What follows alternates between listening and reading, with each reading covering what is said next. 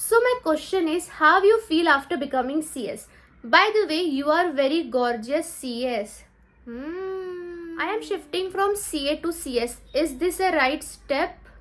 दीदी, आपको देखकर मेरी गर्लफ्रेंड भी मोटिवेट होकर सीएस करने लगी. अब मेरा और उसका सीएस ईटी में अटेम्प्ट है. My question is that I am a bit shy and introvert. Will it affect my career as a CS?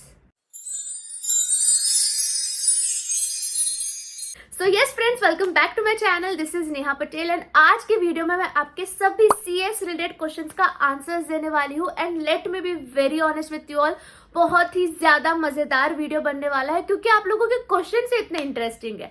And don't worry, मैं आप सभी के क्वेश्चंस को एकदम शॉर्ट और क्रिस्प पे रिप्लाई दूंगी ताकि बहुत सारे क्वेश्चंस कवर हो पाए. So let's start with the first question. सबसे पहला क्वेश्चन है, can you please tell in how many months was your syllabus completed at tuition and how many months did you dedicate to self study in both CS executive and professional? ठीक है, सो मैं दिसंबर attempt वाली थी and जहां तक मुझे याद है मेरा जो क्लासेस हुआ करता था वो सितंबर एंड या अक्टूबर फर्स्ट वीक तक खत्म हो जाता था और मेरे पास अक्टूबर, नवंबर और दिसंबर का, तो मतलब समझ लो 2.5 मंथ्स मेरे पास सेल्फ रिविजन के लिए बचता था, जो मोर देन इनफ होता था क्योंकि उसमें ना हमारे प्रीलिम्स भी होते थे नवंबर में.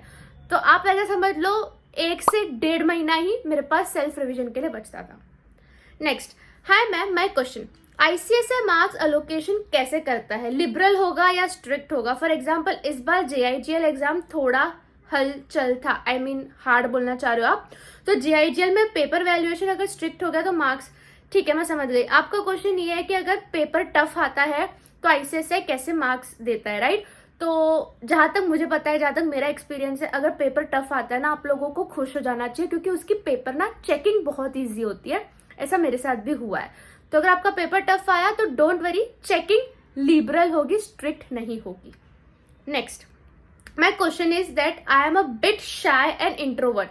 Will it affect my career as a CS? देखो, अभी मैं कंपनी में काम करती हूँ तो मैं काफी सारे लोगों से मिलती हूँ और उसके पहले मैं फोन पे बात करती हूँ उन लोगों से. लाइक समझो मैं किसी से कभी मिली नहीं, मैं बस उनसे फोन पे कांटेक्ट करती हूँ और मैं अचानक से उससे मिलती हूँ तो मैं देखती हूँ, अरे ये तो कितनी इंट्रोवर्ट और शाय बंदी है और फोन पे she was so open up. ठीक है, तो ऐसा नहीं होता कि आप ऑकवर्ड हो या बिट हो तो आपका करियर नहीं बन सकता क्योंकि अभी मेजरली वर्क फ्रॉम होम चलता है. आप अपने आधे क्लाइंट से तो फेस टू फेस मिलोगे भी नहीं, सिर्फ फोन पे ही बात करोगे. तो एज ए सीएस तो आपका करियर चल जाएगा, बट हाँ थोड़ा कॉन्फिडेंस लाने की जरूरत है. इट डजेंट मैटर आप इंट्रोवर्ट हो या नहीं हो, ऑफिस में ऐसा कुछ मैटर नहीं करता है. क्या मैटर करता है कि आपकी नॉलेज स्किल्स कितनी है और आप कितने कॉन्फिडेंट हो. नेक्स्ट, बोथ ग्रुप और single group in first attempt? Hopes reply मिल जाए फ्रॉम माई इंस्पिरेशनल दी. I will always say both groups in first attempt क्योंकि उसके बहुत सारे फायदे होते हैं. Next, how we should study smartly and not forgetting previous portion which we have already done it. कितना भी लाइफ में ट्राई कर लो बनी, कुछ ना कुछ तो छूटेगा ही, तो क्यों ना जो अभी है उसी का मजा उठा लिया जाए. ठीक है, तो ये ना आपके पढ़ाई पे भी अप्लाई होता है. आप कितना भी कोशिश कर लो, कुछ ना कुछ तो आपकी पढ़ाई छूटने ही वाली है, कुछ ना कुछ तो आप भूलने ही वाले हो. तो जो आपको अभी याद है उस पर खुश रहो और फोकस करो. एंड जो पुराना आपको टेंशन आ रहा है तो रिविजन करो. Revision is the best and the only solution जो आपको बचा सकता है. एंड जो भूल जा रहे हो उस पर ज्यादा स्ट्रेस मत लो. आप नहीं भूले हो, आपको बस लग रहा है कि आप भूले हो, प्रोवाइडेड आप टाइम पे रिविजन कर रहे हो. Next, I hope you answer this question. You know that this is the last year of old syllabus CS executive June 2023. तो पेपर कैसे आएगा? पेपर कैसे आएगा? मैं आईसीएसआई को कॉल लगा के पूछ लूं. स्ट्रिक्ट और little easy and paper checking कैसे होगा? Thank you so much for your efforts, we love you. First of all मैं आपको डायरेक्ट आंसर ऐसे नहीं बता सकती क्योंकि मुझे खुद को नहीं पता, बट मेरे एक्सपीरियंस के हिसाब से जब हमारा लास्ट अटेम्प्ट था ना एग्जीक्यूटिव का, तो हमारे पेपर्स थोड़े से टफ आए थे. थोड़े नहीं, आई मीन बहुत ज्यादा टफ आए थे. तो अगर आपका न्यू अटेम्प्ट है, फर्स्ट अटेम्प्ट है, तो पेपर्स ईजी आते हैं और आपका लास्ट अटेम्प्ट है तो बोला जाता है पेपर्स टफ आते हैं. But ICSI is very unpredictable, तो हमें नहीं पता क्या होगा, बट यही मान के चलो कि पेपर टफ ही आएंगे. Next, how should I plan for AIR in CS executive, please guide me. All India rank लाने के लिए कुछ मैं आपको टिप्स बताती हूँ जो आप फॉलो करना. सबसे पहले तो एक क्लासेस ज्वाइन कर लेना एंड उसमें जो भी पढ़ाया जा रहा है डेली बेसिस पे रिविजन करना. Side by side past papers solve करते रहना, विच इज स्कैनर. उसके बाद ही बात टेस्ट देते रहना, फ्रीक्वेंट टेस्ट बहुत ज्यादा इंपॉर्टेंट रहता है।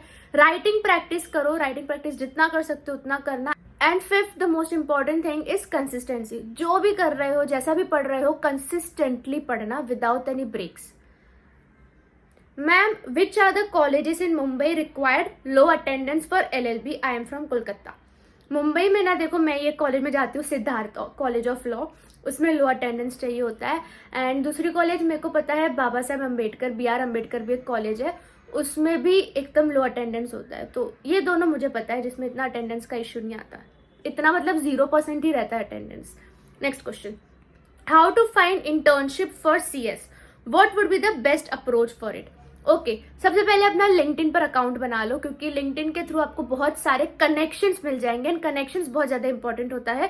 सेकेंड चीज, व्हाट्सएप ग्रुप के मेंबर्स बन जाओ जहां पे वैकेंसीज रोल आउट होती है। There are unlimited WhatsApp group CS का जिसपे वैकेंसीज रोल आउट होती है।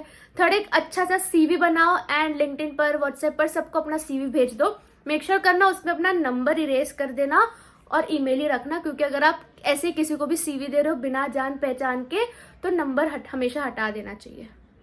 नेक्स्ट, दीदी please tell me how do I write and present the answers in the best way possible? तो हम आंसर्स को डिवाइड करते हैं 2 पार्ट में, एक हो गया थियोरी, एक हो गया प्रैक्टिकल। प्रैक्टिकल में समझ लो आपको आए केस स्टडीज टाइप। तो केस स्टडी में सबसे पहले आपको प्रोविजन लिखना है कि वो केस स्टडी किसके रिलेटेड है, फॉर एग्जांपल सेक्शन 188, सेक्शन 186 जो भी हो। उसके बाद आपको प्रेजेंट केस को मेंशन करना है कि क्या फैक्ट है। थर्ड पैराग्राफ में आप प्रोविजन और प्रेजेंट केस को कंपेयर करके फोर्थ पैराग्राफ में आप कंक्लूजन दोगे अपना, ठीक है। तो इस तरीके से आपको प्रैक्टिकल प्रेजेंट करना है। थियरी में फॉर इंस्टेंस आपको समझो डिफरेंशिएट आ गया, तो हमेशा पैराग्राफ में डिफरेंशिएट करना पहले, उसके बाद टेबल बना के टेबल में भी डिफरेंशिएट करना। दोनों ही तरीके से करोगे ना तो बहुत अच्छा लगता है। और अपने पेपर्स में ना चार्ट, डायग्राम थोड़ा बनाया करो, इससे इंप्रेशन अच्छा पड़ता है। नेक्स्ट, प्लीज एक्सप्लेन न्यू और old difference executive. Okay, new और ओल्ड आई गेस आप पोर्शन की बात करो, बहुत ज्यादा चेंज आया है। पुराने पोर्शन ऑफ एग्जीक्यूटिव में आपको MCQs हुआ करते थे, MCQs बेस्ड क्वेश्चन। नए वाले पोर्शन में आपको एक भी MCQ based 100% MCQ based question नहीं है। इसका मतलब है कि जो भी आपके पेपर है सब राइटिंग है, ठीक है। आपके 7 पेपर्स है एग्जीक्यूटिव में, उसमें से 6 पेपर्स में आपको 20% MCQ है, 80% राइटिंग है। और जो 7वां है जो अकाउंटिंग और फाइनेंशियल मैनेजमेंट है वो आपको 100% राइटिंग है। ये सबसे बड़ा डिफरेंस आया है आप लोगों का एग्जीक्यूटिव में। Next, how you tackle when ever you feel demotivated during preparation period? देखो, जहां तक मुझे याद है मुझे कभी भी खुद से डीमोटिवेशन वाली फीलिंग नहीं आई है, क्योंकि एक बात बताओ, आप अगर अपना बेस्ट दे रहे हो ना तो आप सरेंडर कर देते हो किस्मत को, भगवान को, कि भाई जो होगा आप तू देख, मैंने अपना बेस्ट दिया, मेरे हाथ में कुछ नहीं है, मेरे हाथ में सिर्फ मेहनत करना है, बाकी तुझे फल देना है दे, नहीं देना मत दे। तो मैं समझो मुझे किसी टेस्ट में गंदे मार्क्स आए, अगर मैंने उसमें मेरा बेस्ट परफॉर्म किया था तो मुझे 1% का भी रिग्रेट नहीं होता था। और अगर मैंने उसमें बेस्ट परफॉर्म नहीं किया था तो डीमोटिवेशन क्या, तो फिर वो रियलिटी चेक हो जाती थी कि भाई तुमको और मेहनत करनी पड़ेगी, नहीं करोगे तो ऐसे मार्क्स आएंगे। तो अनफॉर्चुनेटली मतलब मैं आपका इस क्वेश्चन का आंसर नहीं दे पाऊंगी, बट क्योंकि मुझे कभी डीमोटिवेशन वाली फीलिंग आई नहीं मेरे प्रिपरेशन टाइम पे। Next, What struggles you faced while studying for CS? Like if you ever felt lack of motivation, या फिर आपने इतना वास्ट सिलेबस कैसे कंप्लीट किया? And how you remembered the theory subjects? Because exam जब आने वाला होता है तो पैनिक होना इज ऑब्वियस। स्ट्रगल्स की मैं बात करूँ तो हम टीनेजर हुआ करते थे CS के टाइम पे। तो टीनेजर्स जब मेरे फ्रेंड्स थे वो लोग बहुत घूमते फिरते थे, कैफेज जाते थे, गोवा, मनाली। मैंने सब जगह जाने से मना कर दिया, मैं कहीं नहीं जाती थी। तो मेरी दोस्तियाँ काफ़ी सारी टूटी है। उस टाइम पे बुरा लगता था, बट अभी समझ में आता है जो हुआ है अच्छे के लिए हुआ है। घूम नहीं पाती थी, फैमिली फंक्शंस में नहीं जा पाती थी, अकेले बहुत रहना पड़ता था क्योंकि कोई समझता नहीं था कि भाई पढ़ाई इंपॉर्टेंट होती है। तो ये सब स्ट्रगल हुआ करता था। दूसरा क्वेश्चन ये है कि have you remembered theory subjects? Revision, मैं यही बोलूंगी, रिवीजन इज द मंत्र। मैं डेली बेसिस पर रिवीजन करती थी जो भी मुझे पढ़ाया जाता था। सो yes friends, that's it. I hope मैंने आपके सभी क्वेश्चंस का आंसर्स दिया हो। इंटरव्यू से लेके LLB से लेके CS से लेके मैंने सब कुछ कवर करा है। एंड जाते टाइम मैं आप सभी लोगों को हैप्पी रिपब्लिक डे विश करना चाहती हूँ। जैसे इंडिया में कॉन्स्टिट्यूशन अडॉप्ट हुआ था इस दिन पर, उसी तरीके से आप भी अपने लाइफ पे कॉन्स्टिट्यूशन अडॉप्ट करें जिसमें आप अपने लाइफ के सभी गोल्स को अच्छे से लिख के अचीव कर सके। सो यस गाइस, दूसरे वीडियो में मिलते हैं। Bye, best of luck.